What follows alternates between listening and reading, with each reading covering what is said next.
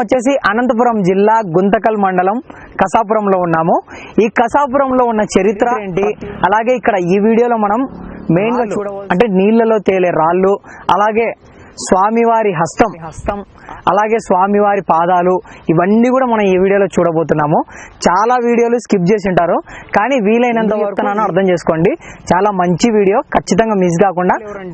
శ్రీకృష్ణ దేవరాయలు వారికి గుహు అనే గండం ఉంటే వ్యాసరాయలు వారే ఆ గండం నుంచి తప్పిస్తారనమాట. అటువంటి ప్రతిరోజు కూడా పొద్దున లేచినప్పుడు ఆంజనేయ స్వామిని తలుచుకోకుండా పచ్చి ఇనకు అంత తుంగభద్ర నది ఒడ్డున కూర్చొని ఒక రాయి మీద ప్రతిరోజు కూడా గంధం తీసుకొని ఈ ఆంజనేయ స్వామిని తలుచుకుంటూ చిత్రం గీసేవారు అనమాట. ఆ చిత్రం సరే ఇట్లా మాయమవుతున్న యంత్రంతో స్వామివారు, అప్పుడు స్వామివారు అక్కడ నిలబడతారు.